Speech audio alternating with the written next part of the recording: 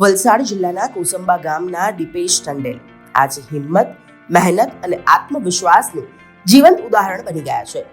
જન્મથી જ મૂંગા અને બહેરા હોવા છતાં તેમણે ક્યારેય પરિસ્થિતિ સામે હાર માની નથી. પરિવાર, માતા અને ભાઈ હંમેશા તેમની સાથે ખભે ખભો મિલાવી ઊભા રહ્યા. દીપેશ ટંડેલ આજે એક સફળ ટેટુ આર્ટિસ્ટ અને ફેબ્રિક ડિઝાઇનર તરીકે ઓળખાય છે. પોતાની કળા અને અવિરત મહેનતથી તેમણે અનેક પ્રમાણપત્રો મેળવી પોતાની પ્રતિભાનો પુરાવો આપ્યો છે. તેઓ સતત નવી ટેકનિક અને જ્ઞાન શીખવાની ઈચ્છા રાખે છે, જેથી પોતાનું અને પોતાના પરિવારનું ભવિષ્ય વધુ ઉજ્જવળ બનાવી શકે. તેમની જીવનસાથી પણ મૂંગા અને બહેરા છે, છતાં બંને એકબીજાનો ગર્વ અનુભવે છે અને જીવનને આત્મવિશ્વાસથી આગળ વધારી રહ્યા છે. તેમની દીકરી સંપૂર્ણ રીતે સ્વસ્થ છે અને પરિવાર માટે નવી આશા અને પ્રેરણાનું પ્રતીક બની છે. અમારા ઇન્ટરવ્યુ દરમિયાન તેમના મામાએ સંકેત ભાષા દ્વારા દીપેશની લાગણીઓ, સંઘર્ષ અને સપનાઓને શબ્દ આપ્યા. દીપેશ ટંડેલની આ સફળ સમાજ માટે સંદેશ છે કે શારીરિક મર્યાદાઓ ક્યારેય સફળતાની રાહ રોકી શકતી નથી. જો પરિવારનો સાથ, મહેનત અને મજબૂત ઈચ્છા શક્તિ હોય તો કોઈ પણ પડકારને જીતવી શક્ય છે. દીપેશ ટંડેલ જેવી વ્યક્તિઓ આપણને શીખવે છે કે અસમર્થતા નહીં પરંતુ હિંમત અને પ્રયત્ન જ સાચી ઓળખ બનાવે છે. સમાજે આવા લોકોનું પ્રોત્સાહન અને સન્માન કરી સમાન તક આપતી દિશામાં આગળ વધવું જોઈએ. નમસ્કાર દર્શક મિત્રો, સત્યડે ન્યૂઝમાં તમારું સ્વાગત છે. હું છું પૂજા. દર્શક મિત્રો, આજે એક એવી પ્રેરણાત્મક વ્યક્તિને મળવું છે કે જેને મળીને એવું લાગ્યું કે ભાઈ ખામીઓ છે ને શરીરમાં હોઈ શકે પણ સપનાઓમાં નહીં.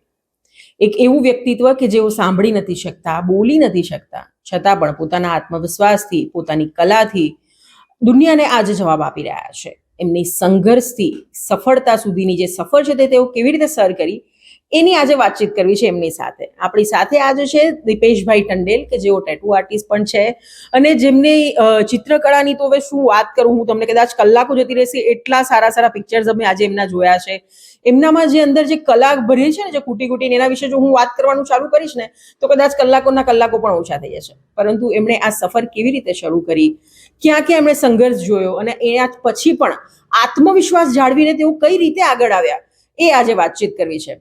આપણી સાથે જોડાયા છે દીપેશભાઈ. દીપેશભાઈ, તમારું સ્વાગત છે.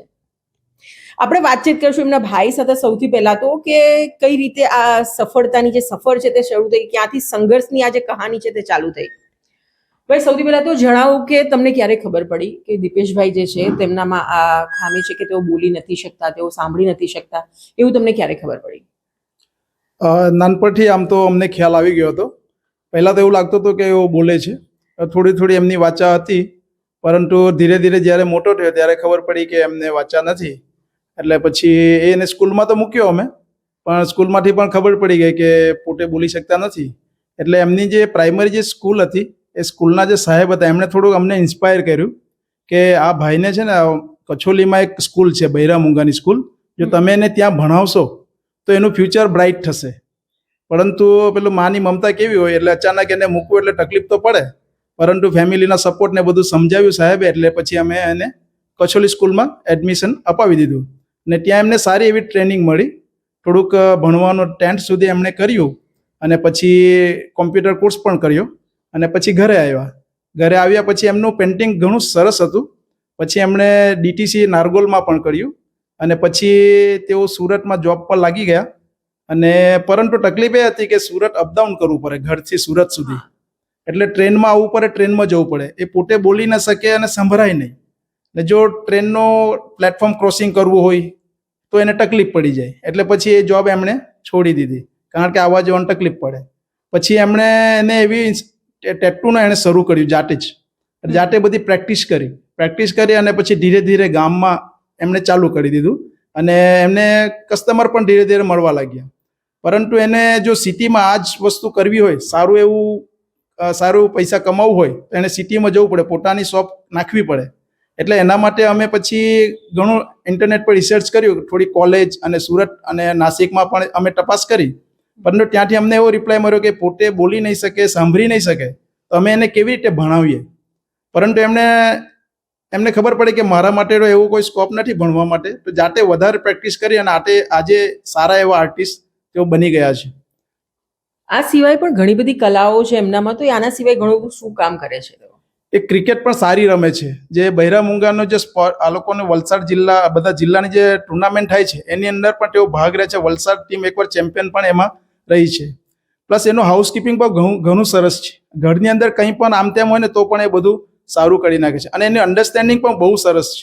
કંઈ પણ પ્રોબ્લેમ તો જલ્દી સમજી જાય. આપણે બહુ વધારે એને કહેવું ના પડે. આમ નોર્મલી જે બોલતા હોય ને એને સમજાવવાનું આપણને તકલીફ પડી જાય, પણ આ વ્યક્તિ એવું છે ને કે એ અમને સમજાવી જાય એવું છે. ઓછું બોલે પરંતુ આખું ફેમિલીની સાથે વ્યવસ્થિત રહી અને આજે ઘણું બધું કામ ફેમિલીનું સંભાળી રહ્યા છે. અમે તો આમ મરીન એન્જિનિયર છે, અમે તો ઘર છોડીને બહાર જતા રહીએ છીએ, પરંતુ આ ઘરનું ઘણું બધું હેન્ડલિંગ એ પોતે કરે છે. પ્લસ એ બીજા બધા કોઈ પેન્ટિંગનું કાર્ય હોય, બધા છોકરાઓને સ્કૂલમાંથી કંઈ પેન્ટિંગનું લઈને આવે તો પણ એ કરી આપે છે.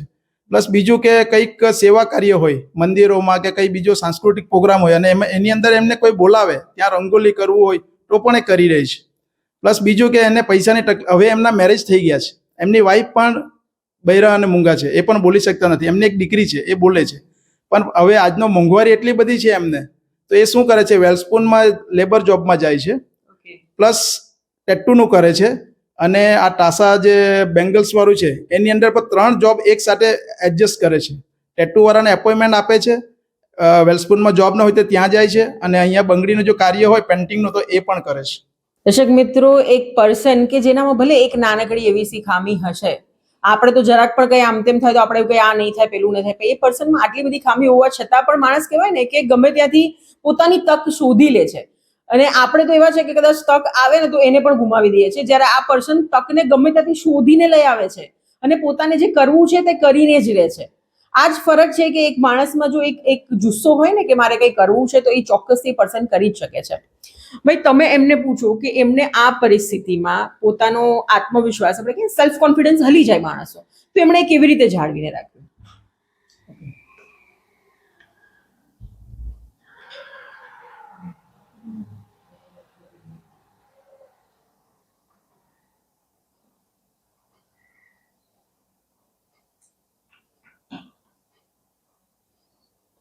એવું કહેવા માંગે છે કે મેં પહેલા થોડુંક વાંચ્યું છે, કારણ કે વાંચવામાં તો એમને કોઈ તકલીફ નથી. ઘણું બધું વાંચ્યું છે અને થોડુંક અન્ડરસ્ટેન્ડિંગ કર્યું છે. એનાથી હું ઘણી 3-4 વસ્તુને એકસાથે એડજસ્ટ કરી અને હું આમ નિરાશ થતો નથી. હું મારું કોન્ફિડન્સ હંમેશા ઉપર રાખું છું. એટલે આવી પરિસ્થિતિની અંદર પણ હું વ્યવસ્થિત બધું મેનેજ કરી જાઉં છું. એમને ખબર છે કે એમના ફાધર જેઓ નાના હતા ત્યારથી નથી, ઓકે, છતાં પણ એ એવી સ્થિતિની અંદર પણ આજે ઘણા બધા આગળ નીકળી ગયા છે. એઝ અ મધર તરીકે, એક મા તરીકે, જ્યારે બાળક બીમાર પણ પડે ને તો માં આખી હલી જતી હોય અંદરથી, ત્યારે તમને એવી ખબર પડી કે મારું બાળક બોલી નથી શકતું, સાંભળી નથી શકતું, તો તમારા પર શું વીતી હતી? અડધી રાતનો તાવ આવ્યો, 2 વાગે. બાજુમાં બોલાવવા જવું પડ્યું, કેમ કે દરિયાકાંઠા રહેતો હતો. ત્યાં હોળીમાં બેસીને આવવાનું. રાતના 2 વાગે ક્યાં જાય? ત્યારે ત્યાં પેલો આપણે તો હું બામ લગાવ્યો, પાણીને પોતું કર્યું, પછી સવારે ઉઠે એટલે પછી દવાખાને જવાનું, પછી દવાખાને દાખલ કરવું પડે, પછી ડૉક્ટર કહે તેમ દવા આપવાનું, પછી એ રીતે સારા કરવાનું. ના આપણને તકલીફ તો પડે જ, બીમાર પડે તો બહુ તકલીફ પડે. કોને કહે? આપણે આપણી રીતે દિલમાં રાખવાનું, પછી સારા છોકરા થઈ જાય તો સારું. એ જ્યારે નાના હતા ત્યારે તમે કઈ રીતે એમની ભાષા સમજતા? કારણ કે તમને પણ તો ખબર નથી, તો એમને કંઈક તકલીફ થાય કે એમને કંઈ જોતું હોય તો તમે પણ કેવી રીતે એમને સમજતા? ત્યારે આના તો અમુક ટાઈમ થાય એટલે આ છોકરા આ રડે એટલે ખબર પડી જાય કે આ છે તે જમવાનું છે, કે એને ભૂખ લાગે, ટાઈમ એને હાથે ટાઈમ માટે રહેવું પડે, જોવું પડે, પછી જમાડવા પડે. આ તો વાત થઈ કે ચલો તકલીફ તો પડી, તમે એમને મોટા કર્યા, પણ અત્યારે હવે તમને કેટલો ગર્વ ફીલ થાય છે કે જ્યારે તમારો છોકરો આટલી બધી એમનામાં કલા છે જે હરેક લોકોમાં નથી હોતી. આપણે કહીએ ને કે કલા પણ એક ભગવાનના આશીર્વાદ છે, દરેક લોકોને ભગવાન નથી આપતો. ત્યારે આજે તમારો છોકરો આટલો બધો સક્સેસ છે તો અત્યારે તમને કેવું ફીલ થાય છે? અત્યારે આવું લાગે કે હું છોકરાને નહીં ભણવા મોકલશે કસોલીમાં, તમારા છોકરા ઘરમાં રહે. આખું ગામમાં આ પ્રખ્યાત થઈ ગયા કે દીપુ એ ટેટુવાળા છે આમ, ના એને પેન્ટિંગ સરસ આવડે છે. આ ગૌરવની વાત છે. મારા ભાઈ બી બધું આ લોકો બધું સારા આપ્યા, પછી મારા મમ્મી પપ્પા સારા આપ્યા, ને આજે આ ઉપર આવ્યા. અને એના પપ્પા તો 3 વર્ષનો મૂકીને ગામમાં આવી ગયા. બરાબર. ત્યારથી હું મજૂરી કરું, પછી ભાઈ લોકો ભાઈની ઘરે આવીને રહી ને ભાઈ લોકો મોટા કર્યા. ભાઈ લોકો પૈસા ટકા આપ્યા, ભણાવ્યા ગણાવ્યા. મેં બી મજૂરી કરી, રેતીમાં જાઉં, રેતી કાઢું ને બહુ મારા બાપુજીને બહુ હોળીમાં મચ્છીમાં માછલા વાળો બી ગયા ને મજૂરી કરી અને બધું ખવડાવી મોટા કરીને પછી ભણાઈ ગણાઈને આગળ વધ્યા. ખરેખર ખૂબ જ ગૌરવની વાત હોય છે એક મા માટે પણ, જ્યારે જેમણે આટલી બધી મહેનત કરી, આટલી બધા સંઘર્ષ સાથે પોતાના છોકરાને મોટું કર્યું, અને આજે જ્યારે એ છોકરો સક્સેસ થાય ત્યારે ઓબ્વિયસલી એક માતાને માટે તો બહુ જ ગૌરવની વાત હોય જ છે. આપણે આજે એમની પત્ની સાથે પણ વાત કરીએ કે જેઓ પણ બોલી નથી શકતા અને સાંભળી નથી શકતા. તમે એમને પૂછું કે મતલબ એમના હસબન્ડમાં જ્યારે આટલી બધા મતલબ એ પેઇન્ટિંગ આટલું ફાઇન કરે છે, ટેટુ આર્ટિસ્ટ છે, આટલું બધું કામ કરે છે, ત્યારે એમને કઈ જાતની લાગણી ફીલ થાય, કેવી રીતે જે ગર્વની લાગણી જે આપણે કહીએ છીએ તે એમને કેવી ફીલ થાય છે એમના હસબન્ડ માટે?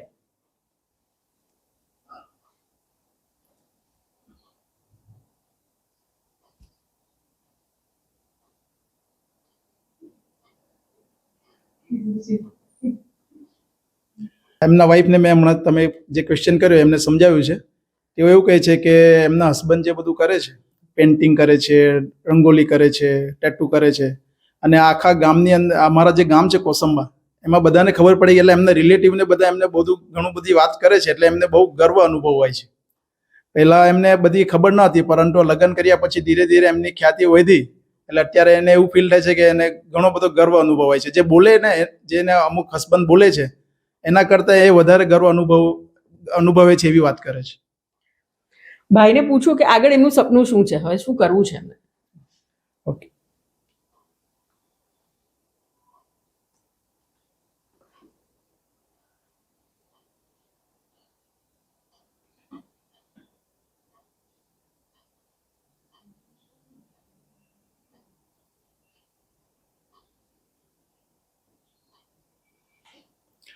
એવું કહે છે કે ટેટુમાં હજી મારે આગળ વધવું છે, અને રંગોલીનું જે કાર્ય છે એમાં હજી વધારે વિશેષ કરવું છે, અને જે વેલસ્પૂન કંપનીની જે અંડર છે એનું પણ બધું સેટિંગ કરીને ત્રણે એક વ્યવસ્થિત સેટ કરીને એની આગળ હજી વધવું છે. પરંતુ એ કંઈ હજી એ મારે માઇન્ડની અંદર છે, અત્યારે હું કહીશ નહીં. અને થોડું ટાસા બેંગલ્સ એની જે કરે છે એમાં પણ કંઈક વિવિધતા લાવીશ એવું કહે છે. પણ એનું જે સપનું છે આગળનું અત્યારે એ કે મારા માઇન્ડની અંદર છે.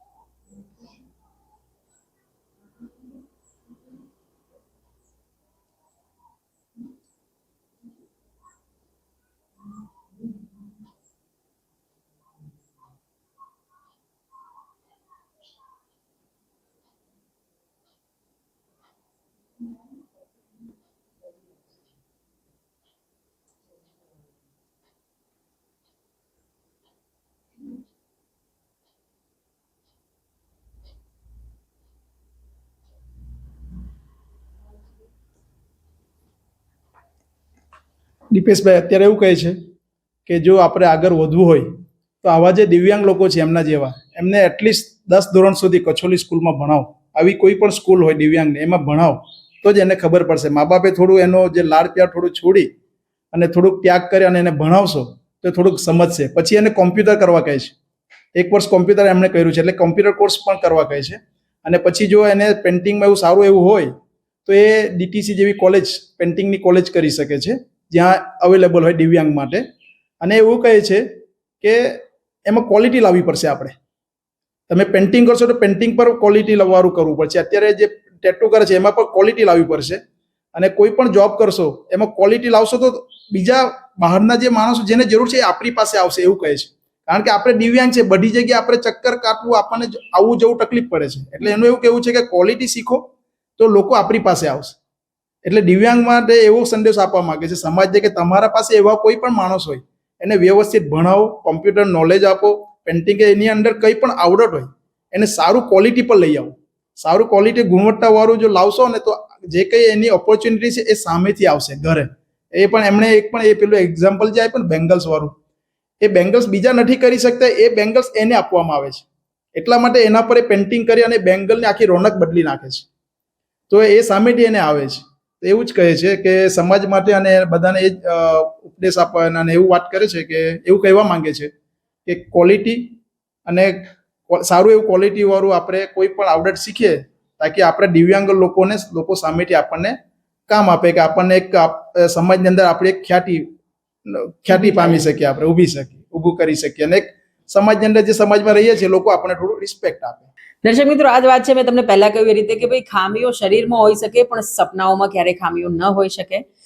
આપણે જે રીતે એમનું સાંભળ્યું એ રીતે કે એમને હજી પણ એવી ઈચ્છા છે કે હું શું નવું કરી શકું. ઓલરેડી આટલી બધી એમનામાં ટેલેન્ટ છે છતાં પણ એ માણસ સતત પેલું કહેવાય ને શીખવા માટે ભૂખ્યો છે કે હજી હું આગળ શું નવું કરી શકું, મારે હું કઈ રીતે કંઈક અલગ કરું. આ જ વસ્તુ હોય છે કે આપણે જ્યાં કહીએ ને કે મતલબ જો મનથી આપણે માની લઈએ ને કે મને આ વસ્તુ કરવી છે, જો ધારી લીધું ને તો આપણે કંઈ પણ કરી શકીએ છીએ. માણસ સાંભળી નથી શકતો, બોલી નથી શકતો, છતાં પણ સતત નવું શીખવા માટે સતત ઝંખે છે. એને સતત કંઈક કરવું છે, કંઈક અલગ કરવું છે, દુનિયામાં કંઈક કરીને બતાવવું છે. બસ જો મગજમાં આવો જુસ્સો હોય ને દર્શક મિત્રો, તો તમે પણ ચોક્કસથી જે સપના જોયા છે ને, જે ગોલ સેટ કર્યો છે ને તમે તમારો, એ ચોક્કસથી તમે એને અચીવ કરી શકશો.